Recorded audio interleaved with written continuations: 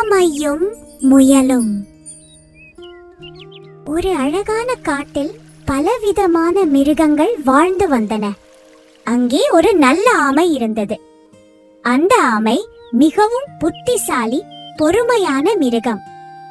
எப்போதும் மெதுவாக மெதுவாக நடந்து தன் தோட்டத்தில் அழகான பூக்களை வளர்த்து வந்தது. இன்றும் ஒரு அழகான நாள் என்று ஆமை சொல்லிக்கொண்டே தன் வேலையை பார்த்தது. மெதுவாக செய்தால் எல்லாம் நன்றாக முடியும். அதே காட்டில் ஒரு முயல் இருந்தது. அந்த முயல் மிகவும் வேகமாக ஓடக்கூடியது. ஆனால் அதற்கு மிகுந்த அகந்தை இருந்தது. பாருங்கள் பாருங்கள் என்று முயல் எல்லா மிருகங்களிடமும் சொன்னது. நான் எவ்வளவு வேகமாக ஓடுகிறேன். இந்த காட்டிலே என்னை விட வேகமான மிருகம் எதுவும் இல்லை. எல்லா மிருகங்களும் முயலின் வேகத்தை பார்த்து வியந்தன. வாவ், முயல், நீ எவ்வளவு வேகமாக ஓடுகிறாய் என்று குழந்தை முயல்கள் சொன்னன. ஒரு நாள் முயல் ஆமையை பார்த்தது. ஆமை மெதுவாக மெதுவாக நடந்து கொண்டிருந்தது. ஏய் ஆமை என்று முயல் கேலியாக சொன்னது. நீ எவ்வளவு மெதுவாக நடக்கிறா? நான் உன்னை சுற்றி ஓடி வந்து விடுவேன். ஆமை அமைதியாக சொன்னது. வேகம் மட்டுமே எல்லாம் இல்லை நண்பா. சில சமயங்களில் நிதானம்தான் வெற்றியை தரும். அதெல்லாம் மெதுவான மிருகங்கள் சொல்லும் சாக்கு என்று முயல் சிரித்தது. சரி, அப்படி என்றால் நிரூபித்து காட்டு என்று முயல் சவால் விட்டது. நம்மிடையே ஒரு ஓட்டப்பந்தயம் நடத்துவோம். ஆமை சிறிது யோசித்து, சரி, நான் உன் சவாலை ஏற்றுக்கொள்கிறேன் என்று சொன்னது. காட்டில் உள்ள நரி நடுவராக வந்தது. ஒரு ஓட்டப்பந்தயமா? எவ்வளவு சுவாரஸ்யம்! நான் நடுவராக இருக்கிறேன். எல்லா மிருகங்களும் கூடி வந்தன. முயல்கள், அணில்கள், பறவைகள் எல்லாம் பந்தயத்தை பார்க்க வந்தன. பந்தய பாதையின் முடிவில் உள்ள பெரிய மரம் வரை ஓட வேண்டும் என்று நரி விளக்கினது. தயாராக இருங்கள் என்று நரி சொன்னது.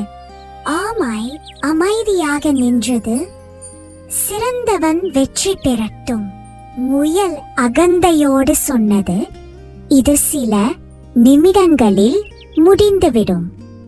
தயார், போ என்று நரி சொன்னதும் பந்தயம் ஆரம்பமானது. முயல் பட்டென்று குதித்து வேகமாக ஓட ஆரம்பித்தது. பை பை ஆமை, முடிவு கோட்டில் பார்க்கலாம் என்று சொல்லிக்கொண்டே ஓடி போனது. ஆமை தன் வழக்கமான வேகத்தில் நடக்க ஆரம்பித்தது. ஒரு அடி, இன்னொரு அடி என்று சொல்லிக்கொண்டே மெதுவாக முன்னேறியது. சிறிது நேரத்திலேயே முயல் மிகவும் முன்னால் போய்விட்டது. திரும்பி பார்த்தபோது ஆமை மிகவும் தூரத்தில் தெரிந்தது. ஹாஹா, நான் எவ்வளவு முன்னால் வந்துவிட்டேன். இது மிகவும் எளிதான பந்தயம் என்று முயல் சொன்னது. அதே நேரத்தில் ஆமை தன் வேலையை தொடர்ந்து கொண்டிருந்தது. ஒரு அடி, மற்றொரு அடி. நான் கைவிட மாட்டேன் என்று ஆமை தன்னை தானே ஊக்குவித்துக் கொண்டது. எவ்வளவு சிறிய அடியாக இருந்தாலும் முன்னேறுவதுதான் முக்கியம். முயல் ஒரு பெரிய மரத்தின் கீழ் வந்தது. நான் மிகவும் முன்னால் வந்துவிட்டேன், கொஞ்சம் ஓய்வு எடுத்துக் கொள்ளலாம் என்று நினைத்தது. இந்த மரத்தின் நிழல் எவ்வளவு குளிர்ச்சியாக இருக்கிறது, கொஞ்சம் உறங்கிக் கொள்ளலாம், எப்படியும் நான் வெற்றி பெற்று விடுவேன் என்று முயல் நம்பிக்கையோடு சொன்னது. முயல் மரத்தின் கீழ் படுத்துக் கொண்டது. கொஞ்சம் தூங்கிக் கொள்கிறேன், நான் விழித்ததும் பந்தயத்தை எளிதாக வெற்றி பெற்று விடுவேன். விரைவிலேயே முயல் ஆழ்ந்த உறக்கத்தில் ஆழ்ந்து போனது. காட்டில் மெல்லிய காற்று வீசிக்கொண்டிருந்தது. பறவைகள் இனிமையாக பாடிக்கொண்டிருந்தன. கனவிலில் ஒரு குரல் முயலிடம் சொன்னது, சில சமயங்களில் வேகமாக ஓடுவதே சிறந்த வழி இல்லை. அதே நேரத்தில் ஆமை தொடர்ந்து நடந்து கொண்டிருந்தது. முயல் தூங்கும் இடத்தை வந்து அடைந்தது. நல்லா தூங்கு நண்பா என்று ஆமை மெதுவாக சொல்லிக்கொண்டே முயலை தொந்தரவு செய்யாம கடந்து சென்றது. நான் என் வேகத்திலேயே தொடர்ந்து செல்வேன் என்று ஆமை சொல்லிக் கொண்டே முன்னேறியது. சிறிது நேரம் கழித்து ஆமை முடிவு கோட்டுக்கு மிகவும் அருகில் வந்துவிட்டது. இப்போது கிட்டத்தட்ட வந்து விட்டேன், ஒவ்வொரு அடியும் மிகவும் முக்கியம் என்று ஆமை உற்சாகத்தோடு சொன்னது. சிறிது நேரம் கழித்து முயல் விழித்துக் கொண்டது. என்ன நல்ல தூக்கம்! இப்போது அந்த மெதுவான ஆமை எங்கே இருக்கும் என்று முயல் கொத்தாவி விட்டு கொண்டே சொன்னது. திடீரென்று முயல் முடிவு கோட்டை பார்த்தது. அங்கே ஆமை முடிவு கோட்டுக்கு மிகவும் அருகில் இருந்தது. ஐயோ, இது என்ன நடந்தது? நான் எப்படி இவ்வளவு தாமதமாகிவிட்டேன் என்று முயல் பதற்றத்தோடு சொன்னது. முயல் எழுந்து வேகமாக ஓட ஆரம்பித்தது. காத்திரு, காத்திரு, நான் வருகிறேன் என்று கத்திக்கொண்டே ஓடியது. ஆனால் ஆமை ஏற்கனவே முடிவு கோட்டுக்கு மிகவும் அருகில் வந்துவிட்டது. இன்னும் சில அடிகள்தான் என்று ஆமை சொல்லிக்கொண்டே முன்னேறியது. எல்லா மிருகங்களும் உற்சாகமாக கைதட்டி கொண்டிருந்தன. வா ஆமை, வா முயல், நீங்கள் இருவரும் நன்றாக செய்யுங்கள். இறுதியில் ஆமை முடிவு கோட்டை கடந்தது.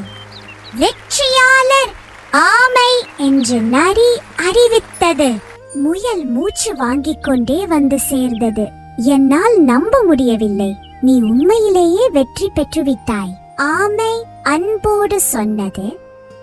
நல்ல பந்தயம் நண்பா, நீயும் உன் முழு சக்தியோடு ஓடினாய். எல்லா மிருகங்களும் கை தட்டின. இருவருக்கும் வாழ்த்துக்கள். முயல் வெட்கத்தோடு சொன்னது. ஆமை, நான் உன்னிடம் மன்னிப்பு கேட்க வேண்டும். நான் மிகவும் அகந்தை கொண்டிருந்தேன். இன்று நீ எனக்கு ஒரு முக்கியமான பாடம் சொல்லி தந்தாய். ஆமை புன்னகையோடு பதில் சொன்னது.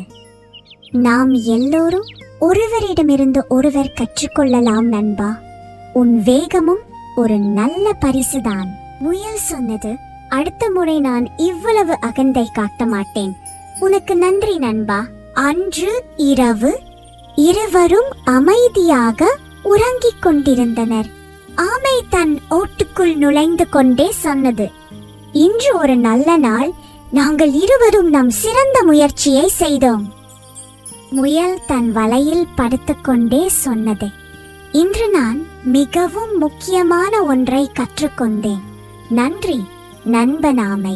கனவின் குரல் மெல்லமாக சொன்னது. மெதுவாகவும் நிலையாகவும் செல்பவர்களே பந்தயத்தில் வெற்றி பெறுவார்கள். பொறுமையும் உறுதியும் வேகத்தையும் அகந்தையையும் வெற்றி கொள்ளும். இனிய கனவுகள் குழந்தைகளே. இந்த கதை நமக்கு என்ன சொல்லித் தருகிறது? மெதுவாகவும் நிலையாகவும் செய்யும் வேலை எப்போதும் வெற்றியை தரும். அகந்தை கொண்டு விடக்கூடாது.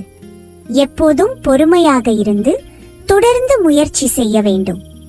மற்றவர்களை மதிக்க வேண்டும். எவ்வளவு சிறியதாக இருந்தாலும் ஒவ்வொரு அடியும் முக்கியம். நம் எல்லோருக்கும் வெவ்வேறு பரிசுகள் உள்ளன. ஆனால் கடின உழைப்பும் பொறுமையும் தான் உண்மையான வெற்றியை தரும்.